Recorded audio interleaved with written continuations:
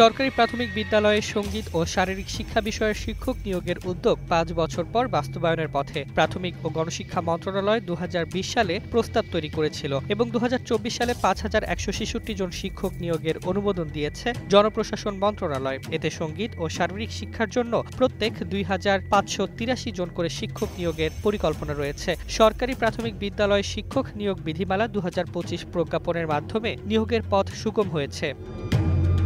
তবে বিষয়টি সমালোচনার মুখে পড়েছে। জামায়াতে ইসলামী সহ কয়েকটি ধর্মভিত্তিক রাজনৈতিক দল দাবি করছে, সঙ্গীত শিক্ষকের পরিবর্তে ধর্মশিক্ষক নিয়োগ দেওয়া জরুরি। তারা জানান, শিক্ষা ব্যবস্থার মানোন্নয়ন ও নৈতিক আদর্শ রক্ষার জন্য ধর্মশিক্ষক জরুরি। ধর্মীয় নেতারা আন্দোলনের হুমকিও দিয়েছেন।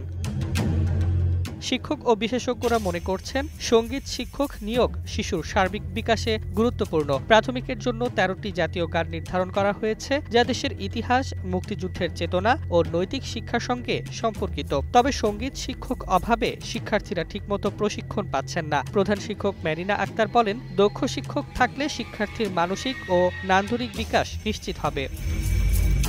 প্রাথমিক শিক্ষা অধিদপ্তর জানিয়েছে, প্রতিটি ক্লাস্টারে একজন করে সঙ্গীত ও শারীরিক শিক্ষক থাকবে, যারা বিভিন্ন বিদ্যালয়ে ঘুরে শিক্ষার্থীদের প্রশিক্ষণ দেবেন। বিশেষজ্ঞরা বলছেন, ধর্ম ও সংস্কৃতি একে অপরের পরিপূরক, তাই দুটি বিষয়ে সমন্বিত শিক্ষাই শিশুদের পরিপূর্ণ বিকাশ নিশ্চিত করবে। গান ও চারুকলা শিক্ষার্থীদের মনন, সৃজনশীলতা ও সামাজিক সক্ষমতা বাড়ায়।